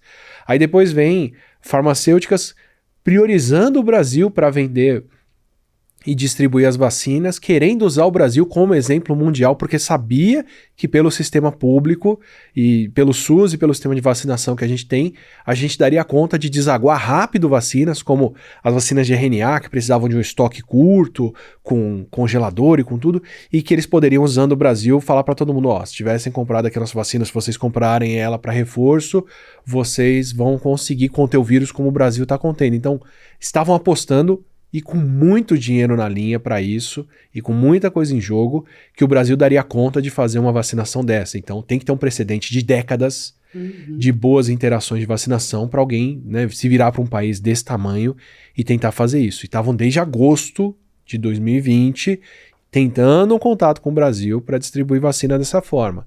Aí depois começa a vacinação, primeiro Rússia e Estados Unidos, cada um com a sua versão de vacina, um com as vacinas que desenvolveu de Sputnik, né, na Rússia, e nos Estados Unidos, Moderna, Novavax e outras que saíram mais cedo. Nos dois países, morreu muito mais gente depois da vacina estar disponível, porque as pessoas não se vacinaram.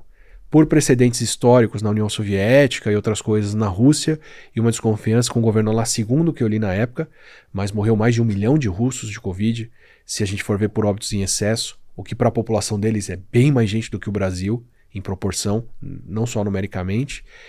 Depois da vacina estar disponível, o grosso dessas mortes aconteceu, e nos Estados Unidos também, mais de 1 milhão de pessoas, não tantas em proporção quanto a Rússia, próximo do Brasil, também depois o grosso disso da vacina estar disponível, porque não deram conta de distribuir vacina, os caras tiveram que pegar estacionamento de Walmart, estacionamento de farmácia para fazer postinho de vacinação.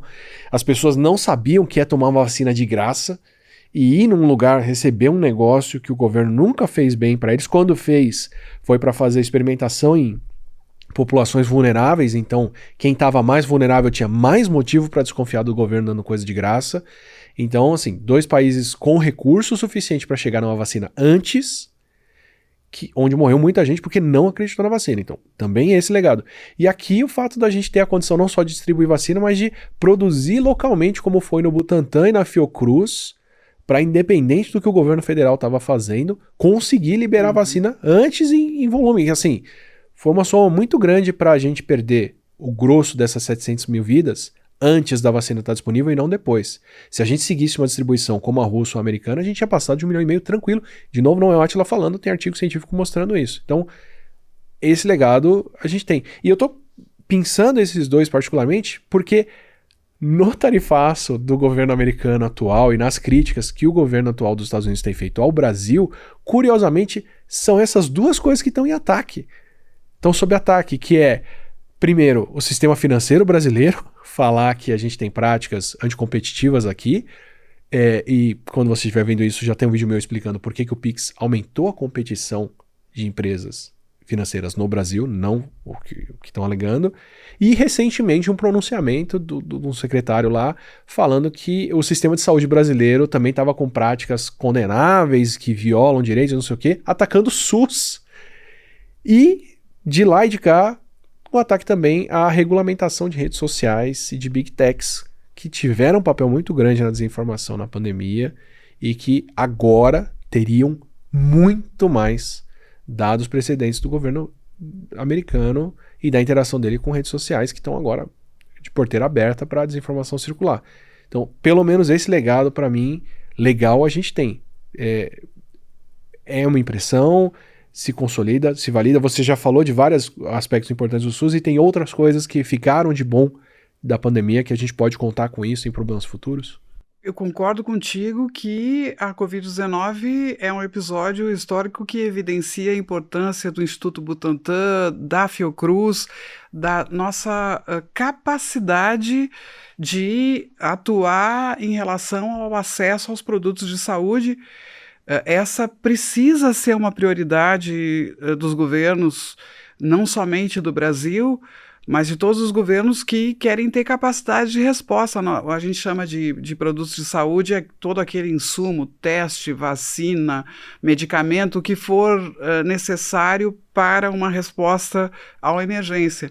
Então a gente viu ali a interdependência, a gente viu que a gente tinha uma posição importante graças aos investimentos nesses institutos, então a gente aprendeu ali que precisa valorizar e investir, buscando uma repartição geográfica mais equitativa dos produtos de saúde, que depois, quando chega no momento de disputa e de escassez, a gente viu o que aconteceu com os países que não tinham essa estrutura. Sim. A gente também viu a pujança da nossa comunidade científica, que produziu, que agiu rapidamente. Infelizmente, o governo federal não nos escutou, mas se tivesse escutado, a gente tinha uma produção importante que teria ajudado muito na organização dessa resposta. E desculpa me intrometer aí, mas e me colocar como alguém relevante na história, mas para quem me ouviu, pelo menos, se ficou feliz, se foi de alguma utilidade o que eu falei, é fruto da formação por esse sistema de saúde, por esse sistema de educação, de universidade pública,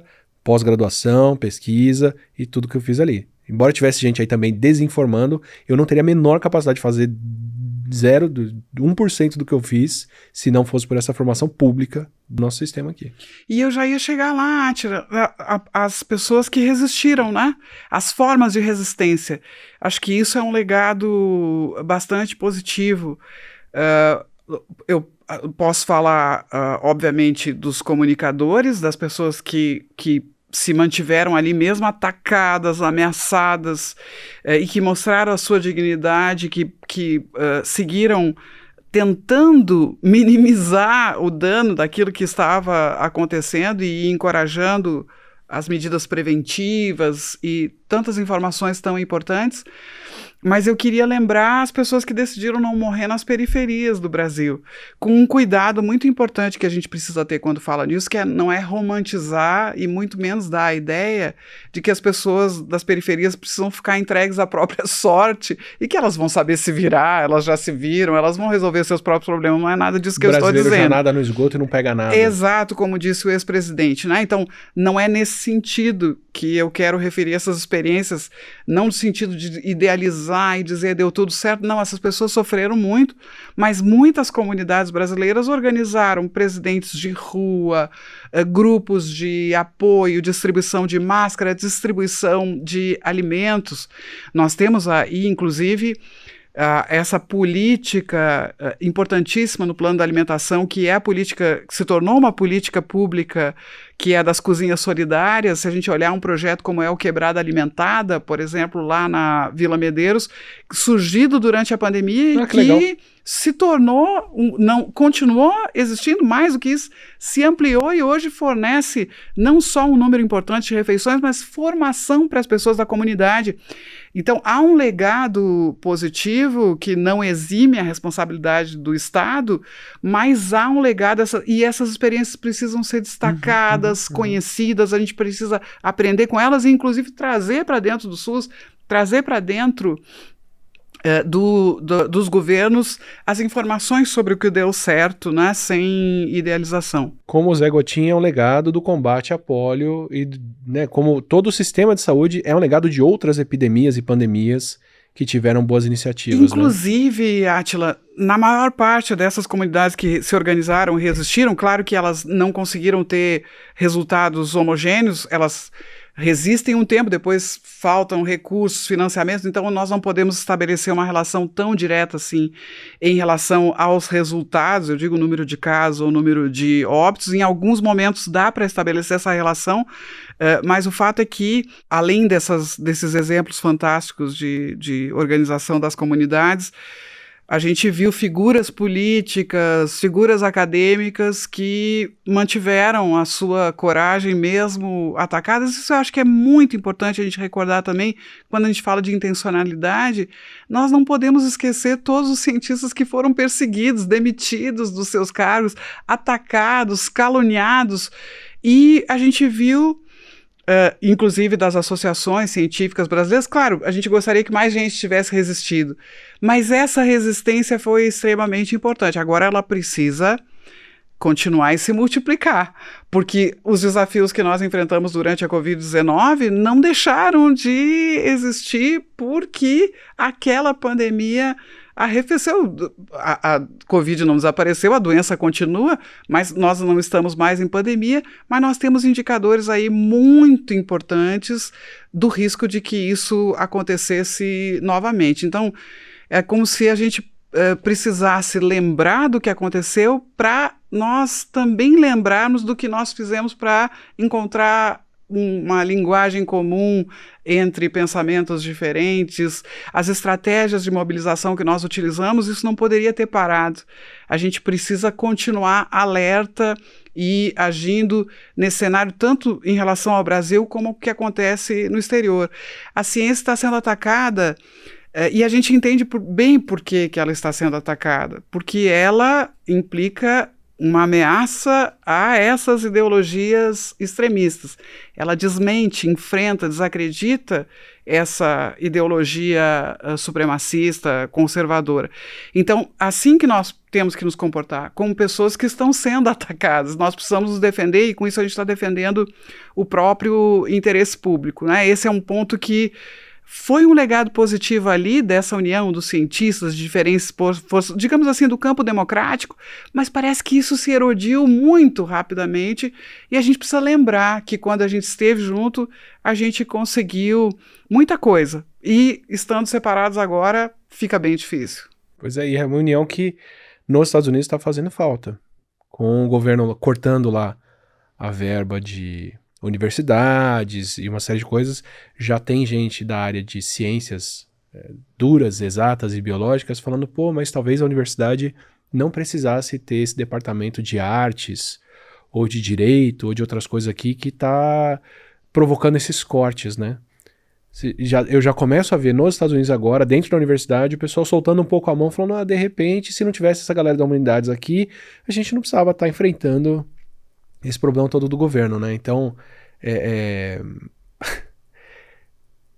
essa aliança, esse potencial continua em jogo e vai continuar disputado e vai continuar sendo posto a teste por bem mais do que... basta a gente olhar, o que a gente olhar para os Estados Unidos deve nos informar sobre o que pode nos acontecer, já nos aconteceu e que pode voltar a nos acontecer em muito breve. E é impressionante. Espero que eles estejam vivendo o nosso passado e não o nosso futuro. Tomara. Mas é impressionante como a sociedade e o Estado nos Estados Unidos toleram essas arbitrariedades. A gente tem, por exemplo, um documento oficial sobre saúde infantil que cita referências criadas por ChatGPT. E há uma indignação limitada, assim como houve uma indignação limitada quando o presidente Trump, no seu primeiro mandato, recomendou que as pessoas tomassem desinfetante como forma de combater a Covid-19, e nós não estivemos muito longe de atitudes como essa, mas a gente esperaria uma repulsa social muito mais importante. Tem que ser algo a sociedade brasileira, seja qual for o nível de renda ou escolaridade, tem que achar execrável que um agente do Estado minta sobre saúde pública ou sobre qualquer outra coisa, mas no caso da saúde pública, em que a gente tem evidências científicas que mostram que nós não estamos discutindo a opinião, isso tem que ser considerado execrável, desde o executivo, milionários, grandes fortunas, até o trabalhador de menor renda. Todo mundo tem que entender que isso representa um risco muito importante, tanto para a nossa vida como para a democracia em si. Sim, desculpa, eu retomo até, para quem puder conferir, a conversa com o Sidney Chalub, com quem eu conversei durante a pandemia para falar de pandemias na história, e conversei recentemente para falar do que acontece quando a democracia é posta em xeque, como isso acontece, em que ele justamente contrastava o Brasil e os Estados Unidos passando pelo mesmo tipo de problema, e como a gente poderia seguir por caminhos diferentes, e só seguimos por caminhos ainda mais divergentes desde então. A arbitrariedade não combina com a saúde de forma alguma, não combina com a ciência.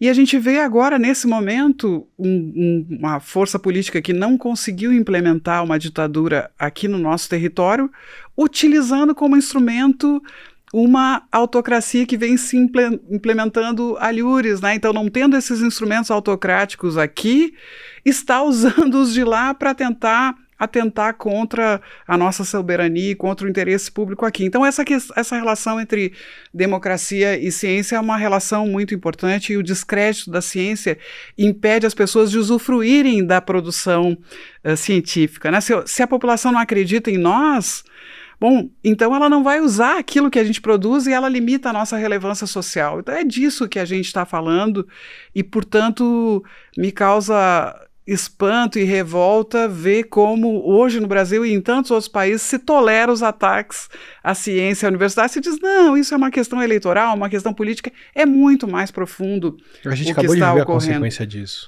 Sem dúvida. E a Covid, ela traz elementos muito importantes para essa discussão.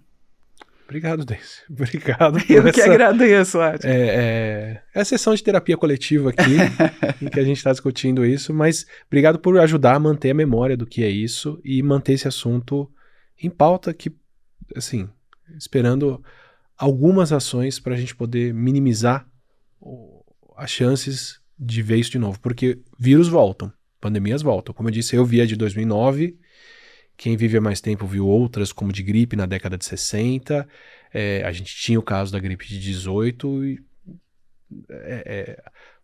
a nossa ação no mundo só está trazendo mais chances dessas doenças acontecerem. Então, isso tudo deve ser posto em xeque mais de uma vez daqui para frente, né? Vamos ver o que a gente vai ter esperando. Mas eu só queria questionar a referência que tu fizesse à terapia, porque eu acho que a preservação da memória, ela é algo que tem uma transcendência, vai muito além da nossa forma de lidar com o nosso próprio sofrimento em relação a esse período. É uma questão institucional mesmo, é uma questão democrática, por isso que eu sempre digo que a Covid-19 é um tema de memória, verdade e justiça. Então, a gente falar sobre isso pode até ter uma dimensão individual, mas ela tem uma dimensão institucional muito importante. E por isso ela é tão incômoda, não é? Por isso ela é tão incômoda. E por isso é tão importante a gente ter iniciativas. Nós temos um projeto que convido quem nos assiste a conferir não só toda essa produção do CPDISA, trazendo esses documentos, esses dados que não são opinião, né, são muito mais do que impressões individuais, mas também um dos muitos projetos que a gente tem, que nós fizemos no Jardim Colombo, em Paraisópolis, aqui em São Paulo, oficinas em que mulheres contaram as suas histórias da Covid-19. A gente tem um site, um memorial da Covid-19 no Jardim Colombo. São oportunidades das pessoas exteriorizarem e, inclusive, a partir desse olhar, chegarem a conclusões, fazerem o seu balanço sobre o que aconteceu. Muita gente, quando a gente pede para conversar sobre a Covid, diz, não, eu não tenho nada a dizer. E em poucos minutos começa a falar e fala 30, 40 minutos lembrando o que aconteceu. É uma maneira de elaborar o que aconteceu. Algumas pessoas me dizem, não é o momento político para isso, temos que virar a página. A gente só pode virar a página que a gente leu. Eu não viro uma página sem ler. Isso é um grande internacionalista francês que dizia isso, Louis Joinet. Então a gente precisa ler essa página antes de virar. E o meu medo é que, muito rapidamente, numa outra emergência, a gente vá procurar esse caderno e folhear muito rápido, né? Quando nós formos pressionados por uma resposta concreta, talvez numa conjuntura que não seja a mais adequada. Então, por mais desagradável que possa ser, é muito importante fazer o que tu estás fazendo agora mesmo, que é pautar de novo a Covid-19, a resposta brasileira, que foi uma catástrofe, que no meu entendimento foi um crime. Perfeito, perfeito. Vivemos esse crime. Espero que você tenha aproveitado essa conversa tanto quanto eu. A Daisy não falou por aqui, mas além do site, de todo o conteúdo que a gente está linkando, o trabalho dela com o pessoal do Jardim Colombo rendeu um livro, que é o livro Pandemia, Memórias de Mulheres do Jardim Colombo, que também vai estar linkado no Saiba Mais para quem quiser mais informação, assim como os outros trabalhos dela e do grupo dela. Eu espero que você tenha curtido essa conversa e quando eu falei ali sobre ser uma terapia coletiva, eu estava pensando também que para uma terapia funcionar, pelo menos na minha cabeça, é muito importante a gente reconhecer as causas do problema e saber identificar a situação, que é um pouco do trabalho no Não Ficção aqui, trazer os problemas que estão em pauta e o que causa eles, não só o que está acontecendo. Se você quiser outras discussões como essa, que infelizmente continuam necessárias, aproveita, se inscreve aqui no canal, assim você recebe os Não Ficção e os vídeos regulares que eu apresento, vídeos feitos por humanos para humanos. Até o próximo.